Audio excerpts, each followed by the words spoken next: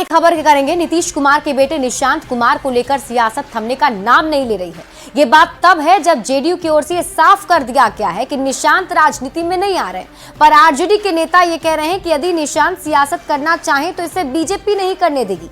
सवाल है कि परिवारवाद के आरोपों से दूर रहने वाले नीतीश कुमार के बेटे को लेकर विपक्ष को सियासत क्यों सूझ रहा है। नीतीश कुमार जी के पुत्र अगर समाज सेवा करना चाहते हैं आना चाहिए, लेकिन बीजेपी वाले आने नहीं देंगे। सबसे बड़ा बाधा तो बीजेपी वाले। परिवारवाद से दूर रहने वाले बिहार के मुख्यमंत्री नीतीश कुमार के बेटे निशांत को लेकर बीते कुछ दिनों से विपक्ष लगातार सियासत कर रहा है। आरजेडी नेता मृत्युंजय तिवारी कह रहे हैं कि निशांत यदि सियासत में कदम रखें या समाज सेवा करें तो बीजेपी ये होने नहीं देगी। एक बार फिर सुनिए आरजेडी नेता क्या कह रहे हैं।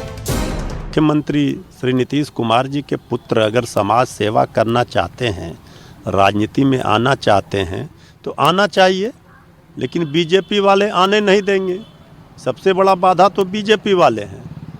तो अगर अपने पिता के विचारों को, उनके द्वारा किए गए कार्यों को कोई पुत्र आगे बढ़ाना चाहता है तो इसमें हर्ज क्या है। मंगलवार को ही जेडीयू के मुख्य प्रवक्ता नीरज कुमार ने निशांत को लेकर तमाम अटकलों पर विराम लगाते हुए कहा था कि नीतीश ही जेडीयू के एकमात्र नेता हैं। आरजेडी के आरोप पर अगले दिन यानी बुधवार को भी नीरज ने कहा विपक्ष के लोग बेमतलब की सियासत कर रहे हैं।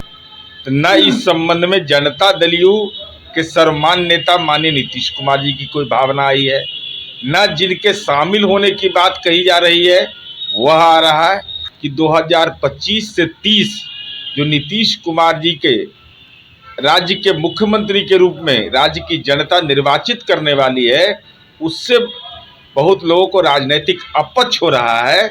माननीय मुख्यमंत्री नीतीश कुमार जी राष्ट्रीय राजनीति के विमर्श में एक ऐसे व्यक्ति हैं जिनको आदरणीय नरेंद्र मोदी जी यह कहते हैं कि डॉक्टर राम मनोहर लोहिया और जॉर्ज फर्नांडिस के बाद समाजवादी मूल्यों की राजनीति करने वाला व्यक्ति कोई है तो नीतीश कुमार जी हैं। और कोई यह दावा करे, 40 साल हमारा भी संबंध है, कि करीबी है मुख्यमंत्री जी के, ये तो भ्रम है। जेडीयू की ओर से ये साफ कर दिया गया है कि निशांत की सियासत में एंट्री नहीं होने जा रही, पर आरजेडी या दूसरी विपक्षी पार्टियों के नेता निशांत पर लगातार सियासत कर रहे हैं। ये बात तब है जब नीतीश कुमार ने कभी सार्वजनिक तौर पर अपने बेटे को लेकर कोई बयान नहीं दिया है। नीतीश पर परिवारवाद का आरोप भी कभी नहीं लगा, जबकि विपक्ष है कि उन्हें नीतीश के बेटे में भी सियासत नजर आ रही है। न्यूज़ 18 के लिए पटना से शैलेंद्र कुमार के साथ ब्यूरो। और पटना के दीघा हाट इलाके में अतिक्रमण हटाने गई पुलिस और प्रशासन की टीम पर असामाजिक तत्वों ने हमला बोल दिया। असामाजिक तत्वों ने अतिक्रमण हटाने वाली टीम और मजिस्ट्रेट के साथ हाथापाई की और गाड़ी पर पथराव कर गाड़ी को क्षतिग्रस्त भी कर दिया। पुलिस 5 असामाजिक तत्वों को हिरासत में लेकर पूछताछ कर रही है। पुलिस पर पत्थरबाजी, लाठी डंडे से हमला,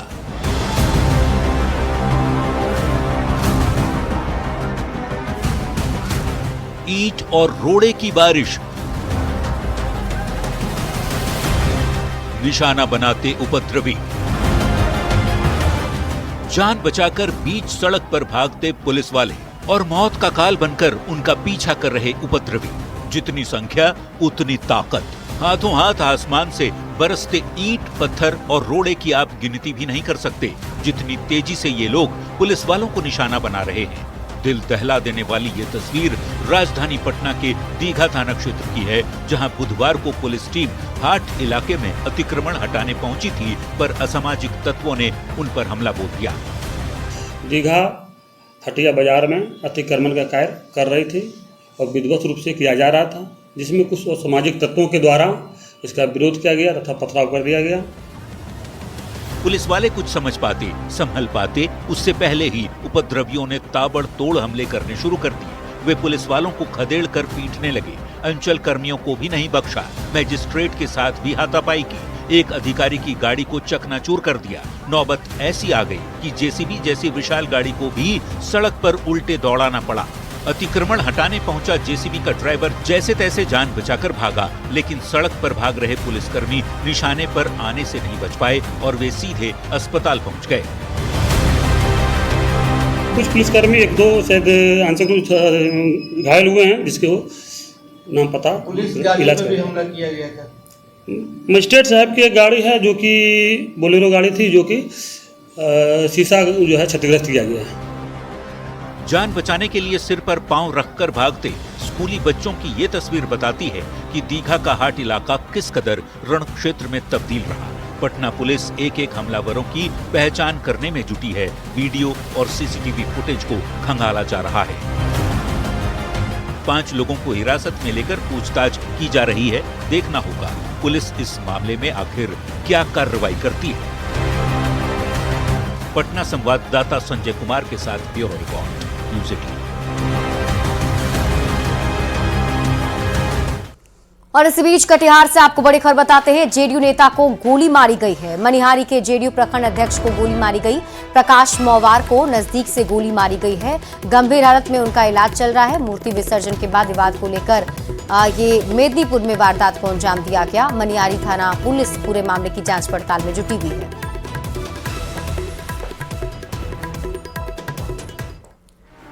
कटिहार में सीएम नीतीश कुमार ने प्रगति यात्रा के दौरान करोड़ों की सौगात दी। कटिहार के लिए सीएम ने सरकार का खजाना खोल दिया। प्रगति यात्रा के दौरान सीएम नीतीश कुमार ने कटिहार के लिए कई बड़े ऐलान भी किए। ये रिपोर्ट देखिए। सीएम नीतीश कुमार ने कटिहार में प्रगति यात्रा के दौरान सौगातों की बारिश कर दी। सीएम ने कई विकास योजनाओं का तोहफा दिया। सीएम ने 167 करोड़ की लागत से 145 योजनाओं का शिलान्यास और उद्घाटन किया। कोड़ा के रामपुर में आयोजित कार्यक्रम में सीएम ने नवनिर्मित पुस्तकालय और खेल मैदान का भी उद्घाटन किया। साथ ही सीएम नीतीश कुमार ने मोनिहारी स्थित गोगाबिल झील का भी जायजा लिया। कटिहार में उन्होंने कई योजनाओं का शिलान्यास उद्घाटन करते हुए लोगों के जो मांग था उसे पूरा किया। बताते चले कटिहार में 166 करोड़ के लागत से 145 विकासात्मक योजनाओं के सौगात मुख्यमंत्री के तरफ से दिया गया, जिसमें 110 करोड़ के लागत से शिलान्यास और 56 करोड़ के लागत से लगभग 88 योजनाओं का उद्घाटन मुख्यमंत्री ने किया। मुख्यमंत्री ने अधिकारियों के साथ समीक्षा बैठक में कई बड़े बड़े ऐलान किए। कटिहार में गोगाबिल झील का संरक्षण किया जाएगा। गोगाबिल झील को पर्यटन स्थल के रूप में विकसित किया जाएगा। राजेंद्र स्टेडियम को स्पोर्ट्स कॉम्प्लेक्स के रूप में विकसित किया जाएगा। आजमनगर प्रखंड में गोरखनाथ मंदिर का विकास एवं सौंदर्यीकरण किया जाएगा।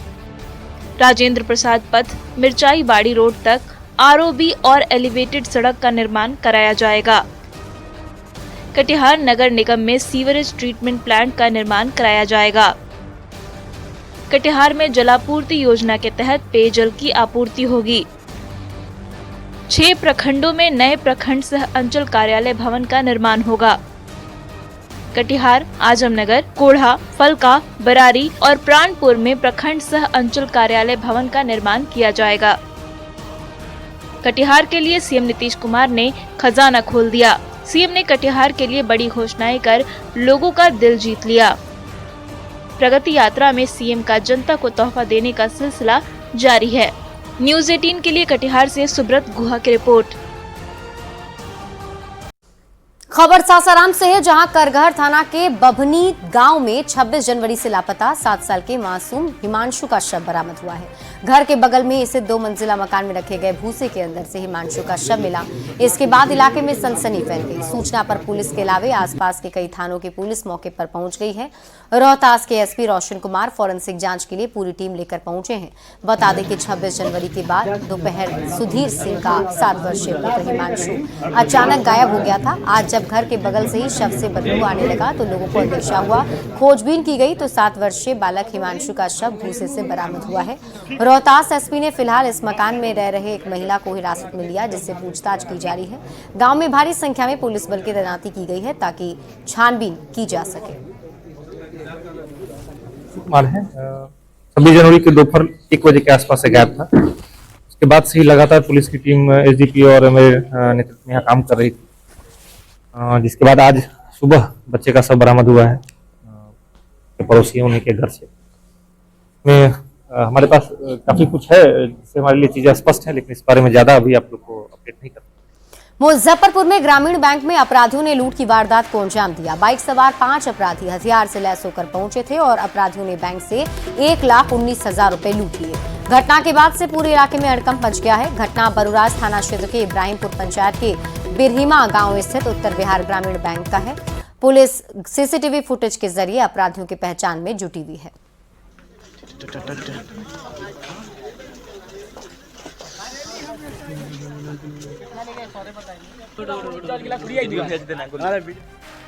तेजस्वी यादव पर पथ निर्माण विभाग के मंत्री रहते 26 करोड़ के घोटाले के आरोप लगाने के बाद बिहार की सियासत अब गर्म है। डिप्टी सीएम ने तेजस्वी यादव पर यह दावा किया है कि अभी और खुलासे होने बाकी हैं। कई फाइलें अभी खुलनी बाकी है, जिसके बाद तेजस्वी यादव ने डिप्टी सीएम विजय कुमार सिन्हा पर हमला बोला। तेजस्वी यादव ने कहा कि विजय सिन्हा को कोई भाव नहीं देता है।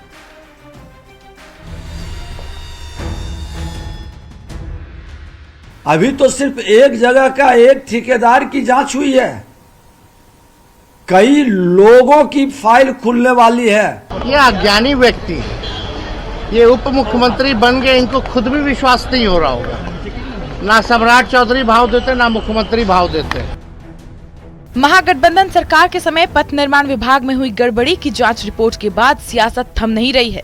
मंगलवार को तेजस्वी यादव पर 26 करोड़ के घोटाले का आरोप लगाने के बाद डिप्टी सीएम विजय सिन्हा ने फिर आरजेडी पर हमला बोला है। डिप्टी सीएम ने कहा कि एक ही खुलासे से आरजेडी में बेचैनी है, अभी तो कई खुलासे होने बाकी हैं। अभी तो सिर्फ एक जगह का एक ठेकेदार की जांच हुई है, कई लोगों की फाइल खुलने वाली है और कई ऐसे मामले उजागर होंगे। और मैं बता दूं कि इस तरह के लूट की प्रवृत्ति कतई बिहार में नहीं होगी और ऐसे लोगों पर कड़ी कार्रवाई होगी। वहीं डिप्टी सीएम के आरोप पर तेजस्वी यादव भड़क गए। तेजस्वी यादव ने विजय सिन्हा को पराजय सिन्हा बताते हुए कहा कि उन्हें कोई भाव नहीं देता है। तो आरजेडी प्रवक्ता शक्ति सिंह यादव ने भी विजय सिन्हा को 2 नंबर वाला डिप्टी सीएम बता दिया। ये वही पराजय सिन्हा है ना। पराजय सिन्हा जी ने कुछ दिन पहले कहा था कि 200 राउंड गोली चलती है तो ये मामूली घटना है। ये अज्ञानी व्यक्ति ये उप मुख्यमंत्री बन गए, इनको खुद भी विश्वास नहीं हो रहा होगा। ना सम्राट चौधरी भाव देते, ना मुख्यमंत्री भाव देते। ये 2 नंबर वाला उप मुख्यमंत्री, उनकी अलग पहचान, उनकी अलग दुकान, तथ्यहीन एक आरोप कर लगाया। चुनावी साल में तेजस्वी पर डिप्टी सीएम के आरोप पर बिहार की सियासत सुलगी हुई है। तेजस्वी पर सड़क बनाने वाली कंपनी को अवैध तरीके से 26 करोड़ से ज्यादा भुगतान किए जाने के आरोप के बाद वार पलटवार का दौर जारी है। बिहार का सियासी पारा हाई है। न्यूज़ 18 के लिए पटना से रवि एस नारायण और धर्मेंद्र कुमार के साथ शैलेंद्र कुमार की रिपोर्ट। कहते हैं जब हौसला बुलंद हो तो हर मुश्किलें आसान लगने लगती हैं और यही कुछ हौसले कुंभ स्नान से लौटी श्रद्धालुओं में दिख रहा है। पटना जंक्शन पर राहत की सांस ले रही बुजुर्ग महिलाओं की टोली मौत को मात देकर काफी सुकून महसूस कर रही थी और अब अपने घर के लिए ट्रेन से रवानगी की तैयारी में थी। चंद्रमुखी देवी, विंध्यवासिनी देवी और बच्ची देवी तीनों 80 बसंत पार कर चुकी महिलाएं हादसे की प्रत्यक्षदर्शी रही, जिन्होंने भगदड़ के बीच अपनी जान बचाई और सुरक्षित पटना पहुंची हैं। न्यूज़ 18 से बातचीत में सभी ने आप बीती बताते हुए गीत गाकर अपनी बहादुरी का परिचय दिया, जिसे देखकर ऐसा लगा कि सच में उम्र पर आस्था भारी है। कुंभ के श्रद्धालुओं से बात की है न्यूज़ 18 संवाददाता रजनीश कुमार ने